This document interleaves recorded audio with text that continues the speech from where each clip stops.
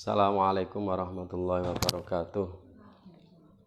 Al-Fatihah. A'udzubillahi minasyaitonir rajim. Bismillahirrahmanirrahim. Alhamdulillahirabbil alamin arrahmanirrahim maliki yaumiddin. Iyyaka na'budu wa iyyaka nasta'in ihdinas siratal mustaqim. Shiratal ladzina an'amta 'alaihim ghairil maghdubi 'alaihim waladdallin. Amin. Bismillahirrahmanirrahim.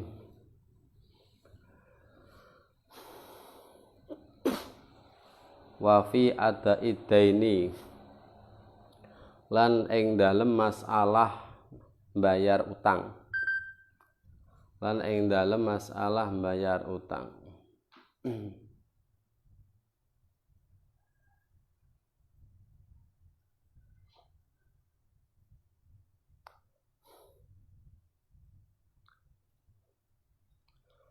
Fa ing kana mongko lamun ana, falau kana mongko lamun ana iku alaihi ing atase wong apa dainani utang loro lirajulin maring wong lanang siji. Dadi ana wong duwe utang dua sistem terhadap satu orang. Bi ahadihima kelawan salah sijine dainani, bi ahadihima iku kelawan salah sijine dainani rohnun utawi pergadaian. Yang satu hutang murni, yang satu menggadaikan barang. Fa'ada mongko nyaur sapa wong ahadahuma ing salah sijine dainaini. Wa nawalan niat sapa wong dainar rohni ing utang pegadaian. Ya unsurifa mongko den engokake apa ada ilaihi marang dainur rohni. Wal kaulu utai kaul pendapat sing den benerake, wal kaulu utai pendapat atau omongan sing dianggep iku kauluhu ucapane wong fi niyatihi ing dalem niate wong. Jadi ada orang punya dua hutang pada satu orang, yang satu hutang murni, yang satu nggadekke barang misal. Kemudian orang ini melunasi hutangnya. Melunasi hutangnya dengan niat melunasi hutang yang pegadaian.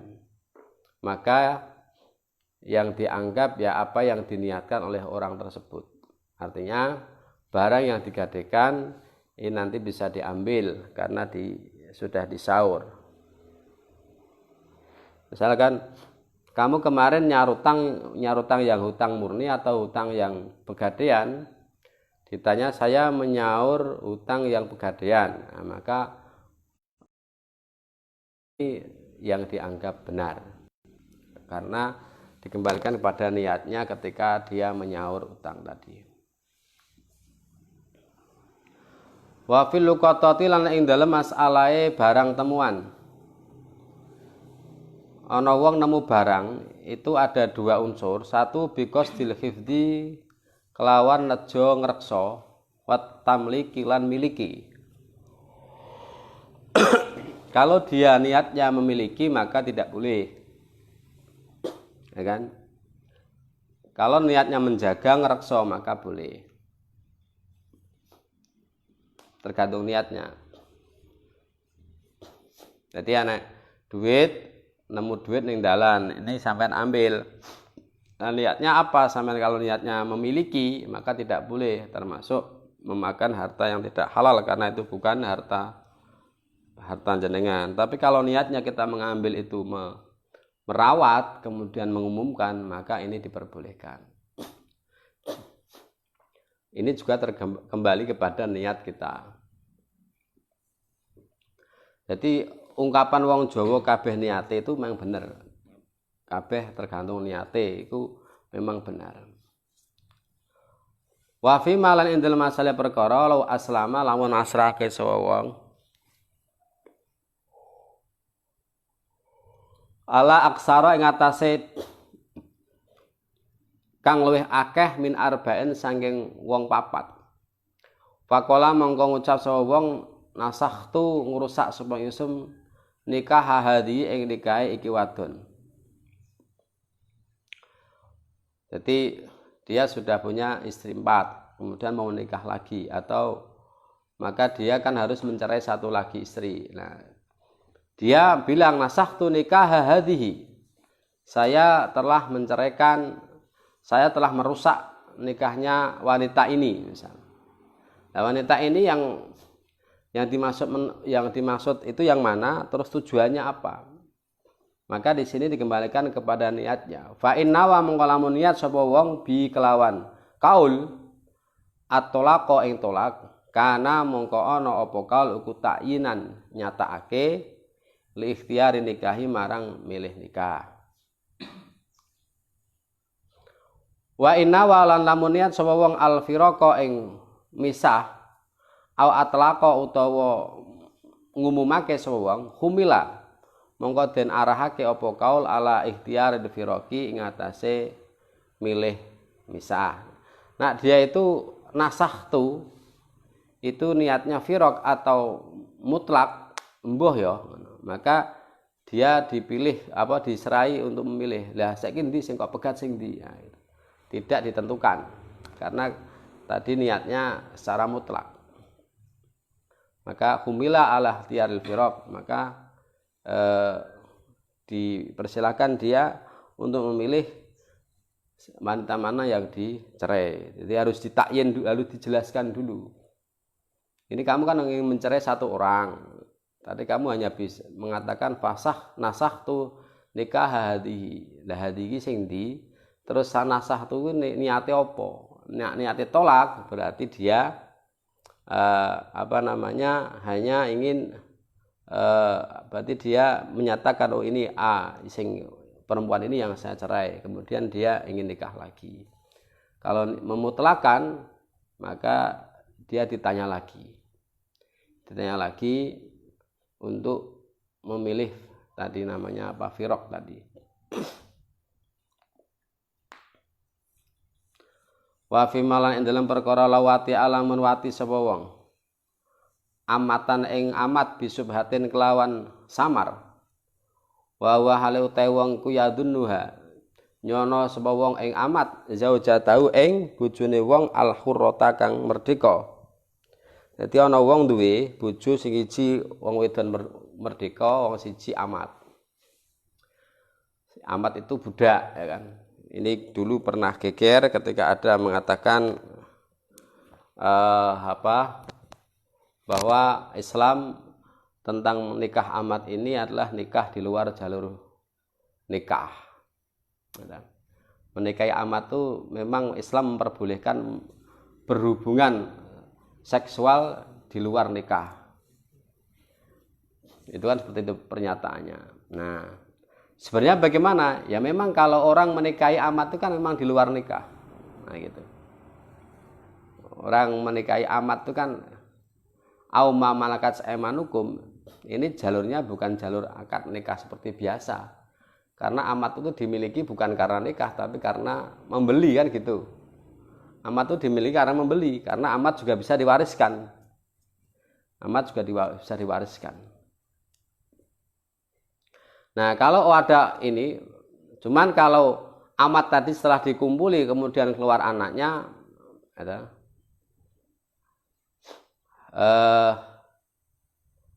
keluar anaknya, itu nanti ada hukumnya sendiri. Memberatkan yang hurrah, berarti anaknya merdeka. Dan ini ada orang mengumpuli istrinya yang amat, tapi dia mengira bahwa yang amat itu istrinya yang merdeka. Jadi ini kan hanya mengandai-andai, saatnya orang itu keliru. Saking oke bojone mungkin ngono lho. Nanti keliru, dikira bojone sing hurrah ternyata amat. Fa inal walada mengko sak temene anake nak mendu anak yang akidu mengko dadi apa anak iku huron merdeka. Maka nanti kalau sampai punya anak ya anaknya menjadi orang merdeka. Artinya bukan budak. Kenapa syariat Islam itu mensyariatkan agar menikahi amat supaya nanti anaknya bisa merdeka gitu loh. Anaknya bisa merdeka. Jadi anaknya serah jadi budak meneh. Dan meninggikan derajatnya seorang budak bahwa mereka juga manusia. Memang dulu berlakunya seperti itu. Jadi awal-awal Islam belum bisa merubah tradisi meniadakan budak karena memang masih kental di budaya orang waktu itu. Tapi Nabi selalu menyuruh agar kita memerdekakan budak. Artinya Nabi sangat senang sekali kalau ada orang melepaskan budaknya menjadi orang merdeka. Karena orang itu kalau dijual belikan kan kayak gimana gitu. Nah itu. Tapi belum melarang. Orang punya budak belum dilarang. Tapi Nabi sangat menganjurkan orang memerdekakan budak. Supaya orang itu punya harga diri. Masa uang didol ya. Uang didol. Nah, kemudian baru akhir-akhir ini atau zaman-zaman yang modern ini sepakat dunia lewat PBB menghapus perbudakan. Jadi sudah tidak boleh jual beli orang, tidak boleh. Itu sudah merupakan kesepakatan bangsa-bangsa.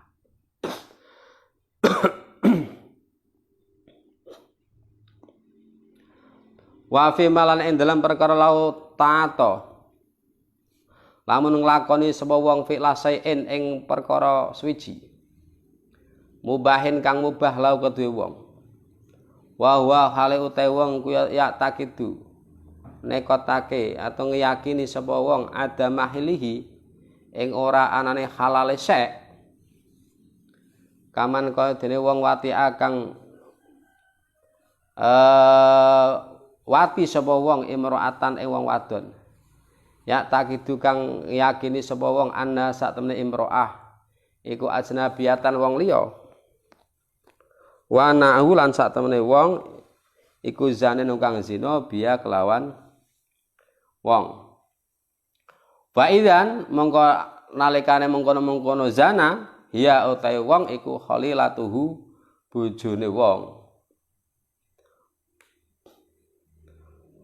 Bojone wong. Dadi enek wong niate iki mu zina arepan. Dia niate zina karo wong wedok. Jadi ana wong wedok kuwi diyakini wong liya. Nah, jebule bisa wis dilakukan zina, ternyata dia istrinya yang sah.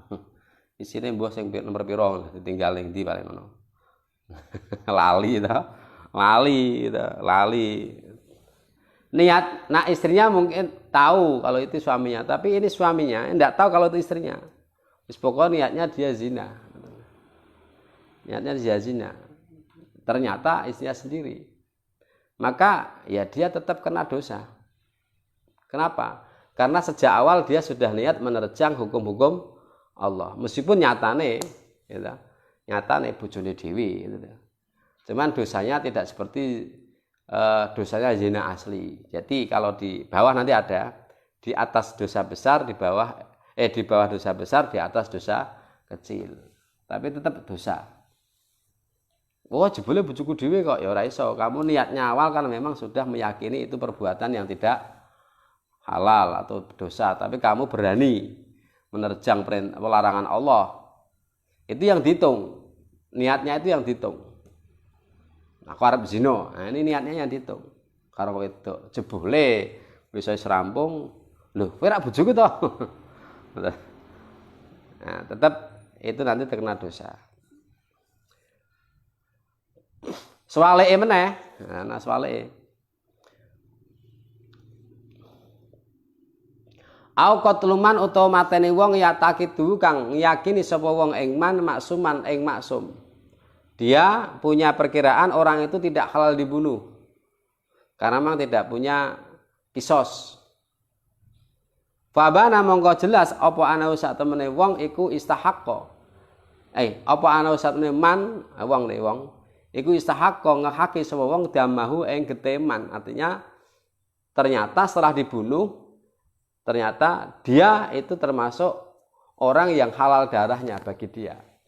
Kan kisah seperti itu. Misal ada orang membunuh orang tua kita, anaknya kan boleh membunuh orang yang membunuh itu sebagai hukum kisos. Anak yang diserai. Nah, Tapi anaknya juga bisa menyerahkan orang lain kepada hakim boleh. Tapi kalau mau dieksekusi sendiri boleh. Nah, ini pertama dia membunuh orang itu karena tidak tahu kalau dia memang boleh dibunuh. Pokoknya dia membunuh niatnya maksiat wae. Tapi ternyata setelah dibunuh orang itu memang boleh dibunuh karena pernah punya hutang kisos dengan orang tuanya. Nah, gitu ya. Ini juga dosa. Karena apa? Karena awalnya dia sudah berani menentang larangan Allah, yaitu membunuh orang yang tidak halal, meskipun nyatane halal. Au atlafa atau ngrusake sapa wong manlan ing bondo. Ya dunu kang nyono sapa wong ing mal. Liyori kedue liyane wong. Ana montor mangsane wae wong dibakar wis biyen. Dia niatnya memang berbuat anarkis. Niatnya memang pertama berbuat anarkis dia. Wis ana montor tak rusak tak obonge. Nah, ternyata fabana mongko pertelo apa mal iku milkuhu, jebule montore dhewe. Iku milkuhu wae dhewe, milike wong. Nah kan, jebule montore dhewe. Piye nek kasus ngono kuwi gitu. Jadi pertama dia punya niat itu tidak halal, tidak boleh gitu nih. Nah, dan oleh syariat, tapi dia memang niatnya bermaksiat gitu. Menerjang syariat. Ternyata setelah dilakukan gitu, dia tidak maksiat. Maksudnya orang-orang itu memang tidak menyalahi aturan. Ternyata ya bojone dhewe. Nah, ternyata bagaimana wong sing dipateni ternyata ya oleh tak pateni. Ternyata bondo sing tak rusak, tak bakarmu ternyata montorku dhewe. Nah, bagaimana kalau begitu? Qala dawuh sapa Syekh Izzuddin yajri lumaku alaihi ngatasi wong apa hukmul fasik, hukume wong fasik. Menurut Imam Izzuddin dia tetap terkena hukum orang fasik, yaitu orang yang melakukan maksiat. Kenapa? Li jiroatihi alallah, karena li jiroati krana wanine wong, krana oleh wanine wong alallahi ngatasé Gusti Allah, karena dia ketika melakukan itu memang dia berani dengan Allah. Niatnya itu sejak awal berani dengan Allah. Sehingga yang dihukumi adalah yang niat awal tadi. Meskipun setelah dilakukan ternyata oh lah kok bojone dhewe sing tak jak zina. Berarti kan sebenarnya tidak. Tapi karena niatnya awal itu memang sudah maksiat. Nah, maka tetap dia berlaku hukum fasik, artinya orang berdosa. Ini kan Anda bisa mengiaskan ke hal-hal yang lain. Jadi ini kan ada contoh-contoh, tapi kita bisa mengilhakkan, menyamakan hukum-hukum lain. Misal sampean niate kemarin sudah ada kan, ada makanan, ada makanan di atas lemari atau depan kamar. Wah, aku belum makan sejak pagi. Wis mbah wae sapa tak pangan itu. Bisa ngono kancane goleki, "Mbak, sampeyan bakso niki nih." Nah, sampean gak ada sing mangan ya ora ngerti. Ora ngerti aku kowe. Lah piye to? Nah, iku bakso kowe Pak Fajar kan nyasin jenengan e. Walah, wis tak pangan. Iki tetap dosa sampean. Karena apa? Karena pertama Anda makan itu enggak tahu halal. Artinya niatnya memang sudah niat mencuri itu loh. Niatnya sudah niat mencuri. Maka tetap dosa. Cuman dosanya tidak bisa sampai potong tangan. Nah, itu namanya subhat. Kalau yang potong tangan itu kalau memang tidak ada subhat, tapi tetap dosa. Karena apa? Karena awal Anda melakukan memang sudah berani menentang larangan Allah, yaitu agar tidak memakan bil batil kan gitu. Paham nggih? Maksud kula paham nggih? Ya gitu. Ana HP sampean jukuk, iki bapak sapa niki tak jukuk ya, tes. Sampean niate iki jiroah. Jiroah iki ya pokoke berani menentang hukumnya Gusti Allah, tak jukuk. Tak dol monggo. Lah sampean wis arep metu, HP ku ndi ya? tak goleki, wah jebule iki HP ku dhewe. Nah, atau setelah dijual ada uang, dapat uang, cari HP ku ning tim yo. Ternyata dijual habis sendiri tadi. Maka tetap dosa, tapi tidak sampai potong tangan karena subhat. Namun dosa karena apa? Karena Anda mengambil ini sudah niatnya sudah jiroah. Sudah berani dengan Allah, mencuri, niatnya mencuri lah gitu. Meskipun ternyata HP dewi, ya ngono itu. Dan itu kasus-kasus seperti itu sebenarnya ya ada juga. Jadi fikih itu menyiapkan hukum yang memang nanti ada, menyiapkan hukum yang memang nanti di suatu saat itu ada. Gitu. Seperti ada kasus di dalam fikih itu dicontohkan, ada orang menikahi perempuan dengan keyakinan dia itu bukan saudaranya, atau termasuk maksudnya dia perempuan yang halal dinikahi. Nah gitu kan, halal dinikahi. Setelah nikah akad, ternyata tidak tahu kalau dia ternyata saudaranya. Misal ayahnya dulu punya istri 4, ditinggal di mana-mana atau sudah dicerai, punya anak tinggal. Nah, ini ketemu anak sama anak ketemu, gitu. Anak sama anak ketemu, padahal dia adalah saudara seayah kan gitu kan. Nah, tidak tahu setelah akad nikah ternyata saudara. Lah bapakmu nanti takok ibune, bapakku rano ya. Nah, ibune ngomong wis mati misalnya gitu kan. Kan iso wae kan saiki ngono gitu. Nah, karena dulu anaknya masih kecil. Ternyata setelah turut dialah anaknya bapaknya, berarti saudaranya. Maka seketika itu nikahnya rusak. Ketika tahu dia bukan dia mahramnya, dia bukan wanita halal, maka langsung rusak. Nah, bagaimana dengan anaknya atau dulu sudah berkumpul, ya tidak apa-apa, tidak dihukumi dosa. Karena niatnya awal dia adalah wanita yang halal. Nanti kebalikannya gitu. Karena awalnya dia meyakini halal. Tidak ada unsur menentang Allah. Kalau anak itu jadi anaknya asli. Meskipun akhirnya harus dipisahkan karena ternyata secara hukum dia tidak memenuhi syarat. Nah, ada yang membatalkan di pertengahan jalan. Ya sudah. Itu namanya disebut wati subhat. Wati subhat itu orang berhubungan biologis dengan orang yang dikira halal ternyata haram. Padha karo wong mlebu kamare wong masane sing njero kamar bojone wong peteng mati listrike to. Jebule wong wedok liya. Setelah terjadi perkumpulan duwe anak. Nah itu. Maka ini tidak dihukumi dosa. Namanya wati subhat. Ini aja disengaja ngeliru, repot iku. Sengaja ngeliru. Aku ora ngerti ya. Tetap semua tergantung niatnya tadi.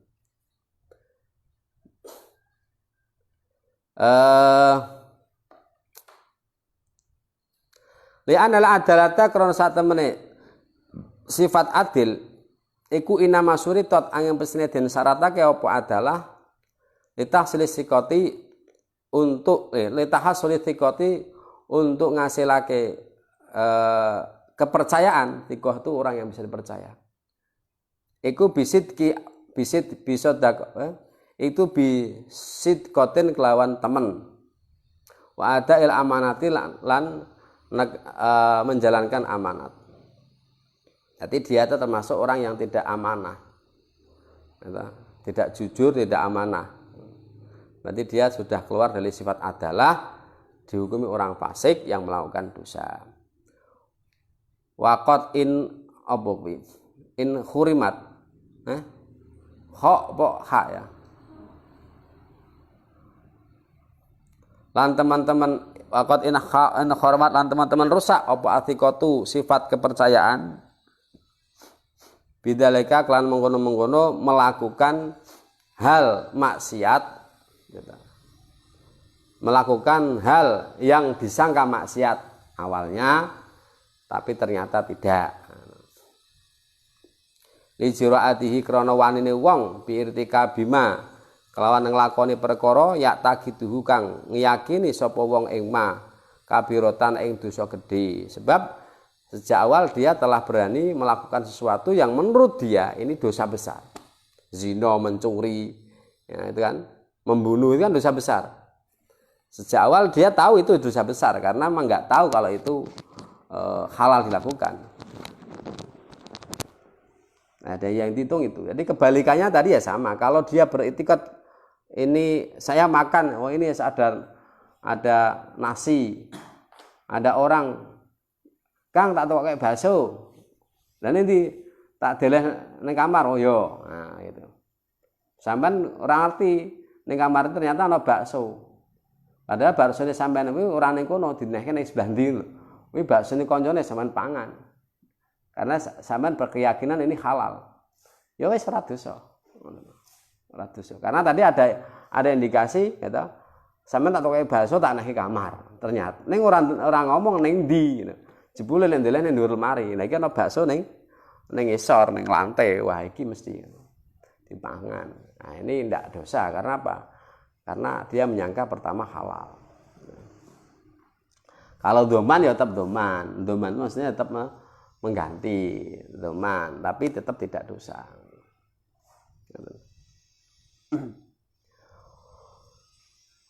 Qala sapa Izzuddin wa amma mafasidul akhirati anapun utawi pira-pira perkara kang ngrusakake akhirat.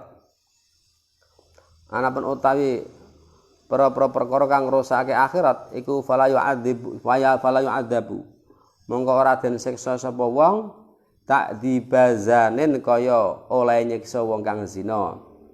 Tak dibazanin kaya oleh nyiksa wong kang zina. Wala qatilin lan ora oleh nyiksa wong kang mateni. Wala akilin lan ora kaya nyiksane wong kang mangan. Wala aklin lan ora kaya nyiksane wong kang mangan malan ing bondo haroman kang haram.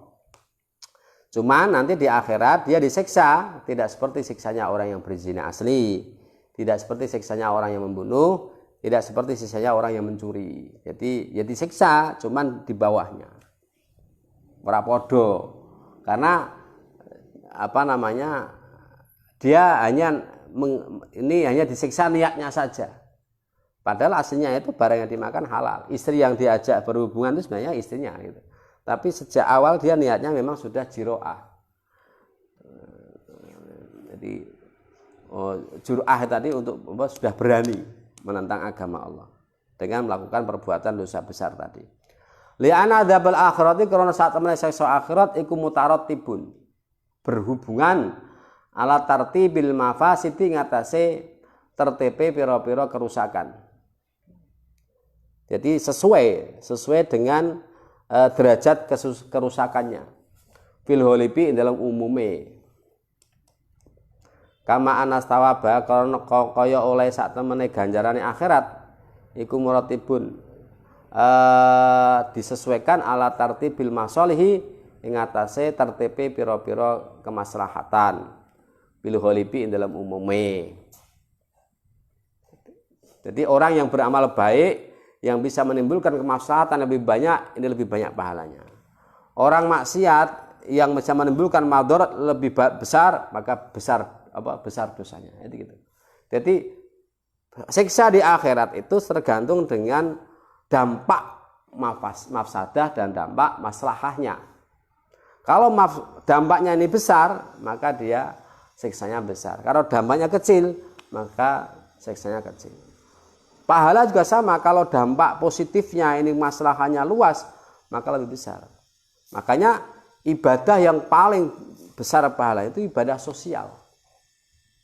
Gitu. Ada orang nggak mampu sampean kasih. Gitu.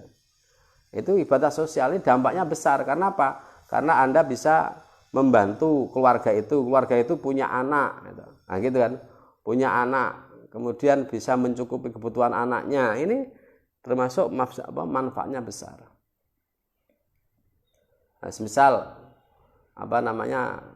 kemarin ada orang ngomong, Pak zaman mosok ini kok isih nukang, isih bangun gitu. Mbok mandek sik. Saya jawab, kalau saya tidak bangun, itu tukang-tukang saya akan punya keluarga. Kalau saya hentikan gimana gitu. Kalau saya hentikan gimana? Yang kerja sekarang 7 orang, kan gitu. 7 orang. 7 orang itu punya keluarga. Nah, setiap orang semisal 4 orang. Berarti kali 4 kali 7. Nah, gitu kan. Artinya dampak sosialnya lebih besar. Mana maksudnya? Nah, sampean ibadah, salat, kuwi kanggo sampean dhewe.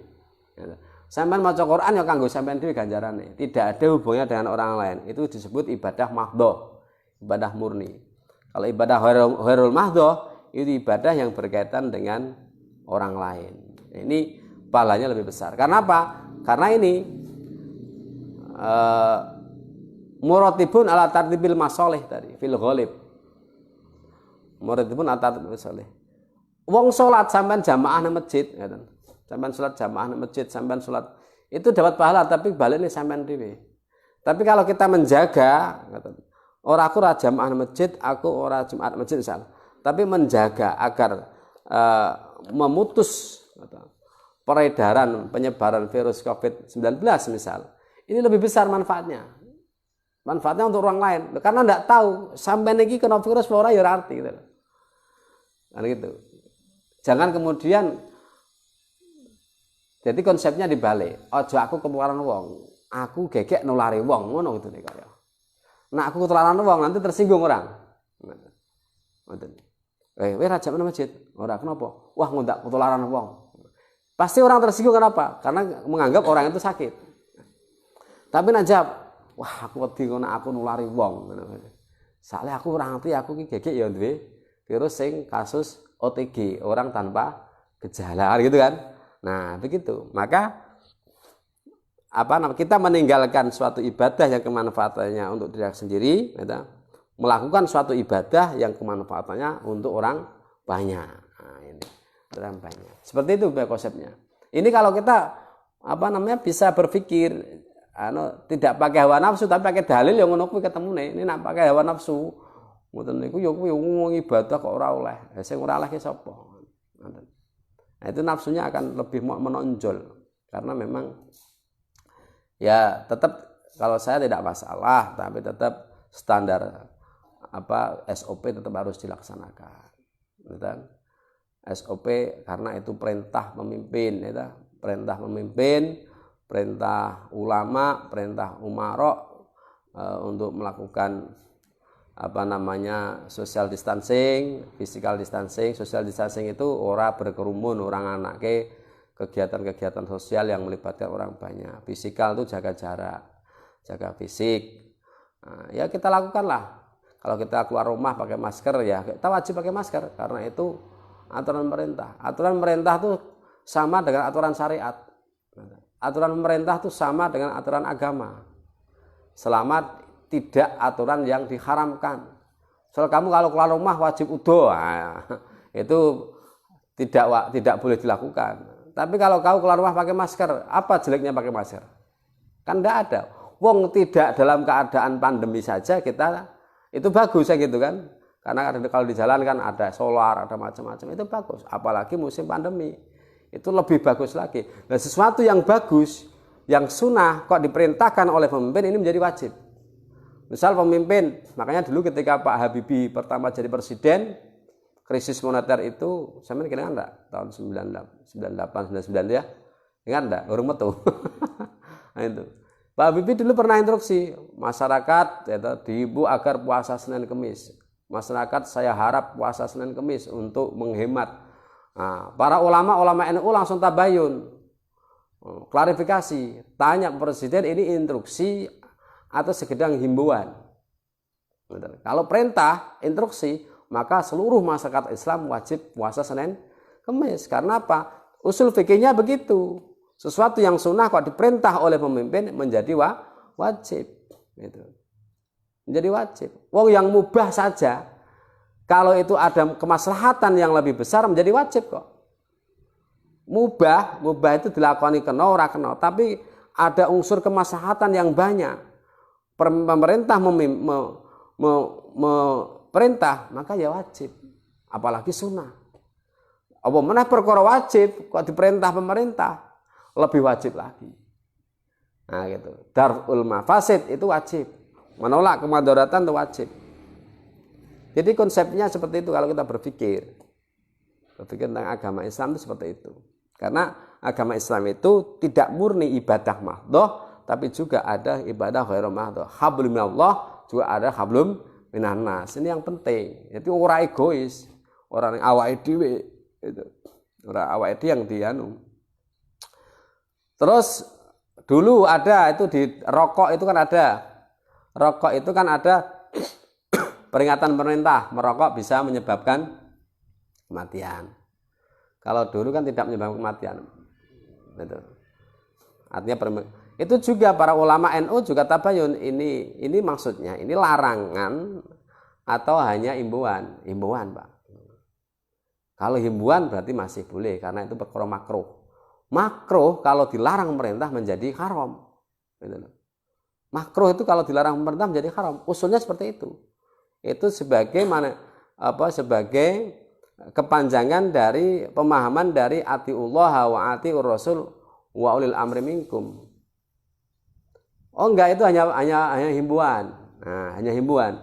Maka kalau himbauan ya boleh, masih boleh dilakukan. Masih boleh ngerokok. Tapi kalau sudah larangan merokok maka haram. Makanya sekarang kalau ada kawasan-kawasan yang memang dilarang merokok oleh pemerintah, kan ada sekarang kawasan-kawasan bebas asal rokok, perkantoran, sekolahan, macam-macam. Kok merokok di situ itu haram. Karena apa? Karena makruh yang dilarang oleh pemerintah. Itu haram. Gitu. Maka ada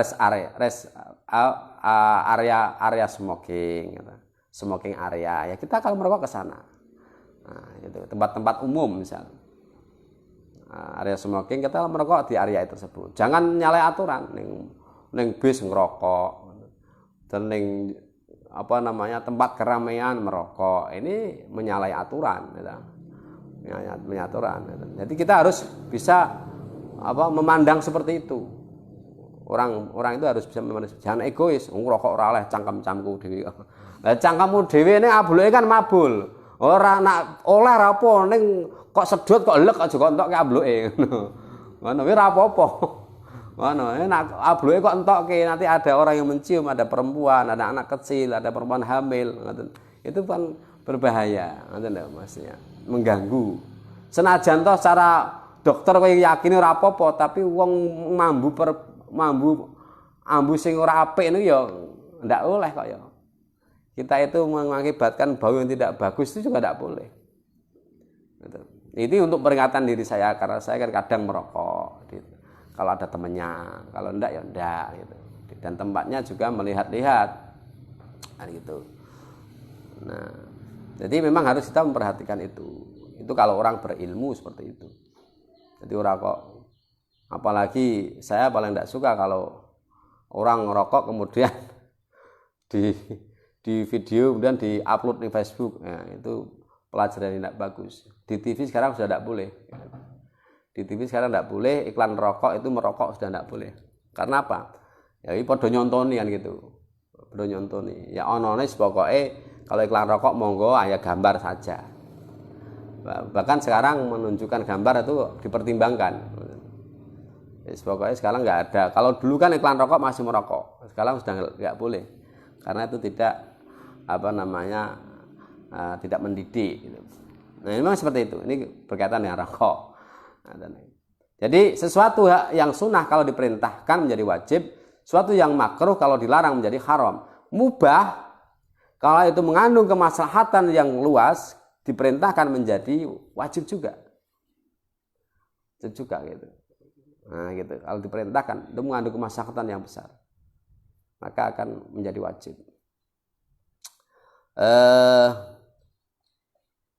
Padha kan misal sajane orang nggo helm karo nggo helm ora ana urusane karo syariat. Sampeyan nggo helm ya luweh ora luweh. Kan mubah kan. Tapi karena memakai helm itu bisa mengandung kemaslahatan yang lebih besar, menyelamatkan nyawa, kan gitu kan, melindungi kepala kalau seandainya orang itu terjatuh bisa melindungi kepala. Berarti kan itu ada kemaslahatan yang lebih besar, lebih banyak, lebih besar. Maka itu awake dhewe nak numpak motor ning jalur sing kira-kira anu ya tetep wajib nggo helm sakjane. Kan gitu. Sakjane ora ana. Nah, Indonesia enek KTL, ada non KTL. KTL itu kawasan tertib lalu lintas, itu harus tertib. Kan desa-desa iki ora KTL. Sebenarnya semuanya kalau wong ning desa iki kecelakaan ya iso wae kan gitu. Sebenarnya kalau diterapkan semua KTL juga bagus karena untuk kemaslahatan yang lebih besar juga gitu. Itu cara memahami hukum Islam itu seperti itu gitu. Jadi orang memberkutat karo awake dhewe karo Gusti Allah tok. Jadi anak hablum minan nas itu lebih banyak sekali hukum-hukumnya lebih banyak sekali. Kala ngendika sapa Izzuddin wadhahiru utawi jambir iki orang rasa menit. Wadhahiru utawi dhahire iku ana usatne kelakuan iku la yu'adzibu ora den siksa sapa wong adabaman kaya seksane wong kelawan kaya seksane wong irtakaba kang nglakoni sapa wong sahiratan ing dosa cilik. Ya ajli jurati krana arahe wanine wong.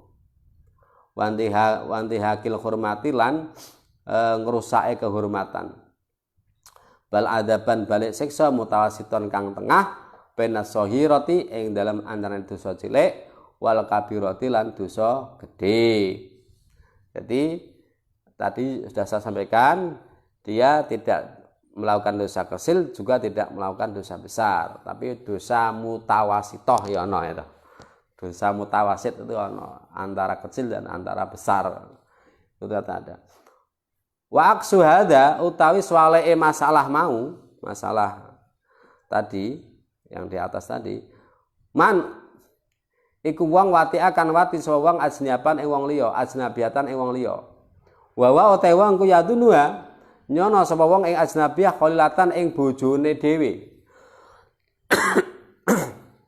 Nah, sekarang diwalik DE gitu berhubungan karo wong wedok ning dikira iki bojone dhewe. Iki bojoku apa ya? Misalnya gue cadar kabeh ora ngerti. Iki bojoku sing ndi tepat ya. Gandeng bojone. Lah bojone wong liya digandeng. Ayo Dik balik. Repot iki. Wah, cadar iki ora ketok. Bedake bojone sapa? Ana kasus keliru ya ngono ya. Katanya ana berita kasus keliru. Paling ya ana keliru ora diberitake apa ya. Misalnya wong telu cadar kabeh gitu. Ngoten niku. Nah, dia mengira ini istrinya yang halal, ternyata bukan istrinya. Maka la ya tarot tabu mongko ora berurutan, artinya tidak mempunyai dampak ali ngatasé wong apa seun wiji-wiji minal uqubati saking siksa wal muakhadati lan ya tegese patrapan al mutarotibati kang berhubungan alal zani ngatasé wong kang zina.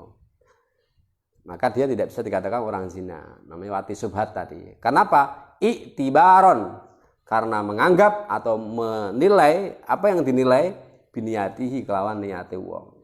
Sebab sejak awal dia punya keyakinan niatnya dia ngumpuli bojone dhewe. Senajan ternyata bisa serambung wong liya lho. Gitu. Bisa wong liya. Wa maqsadihi lan sejane wong. Wa tadkhululan mancing apa niatun niat wallahu a'lam bishawab. Saya kira itu sekap semanten kirang langkungnya kita akhiri. Wassalamualaikum warahmatullahi wabarakatuh.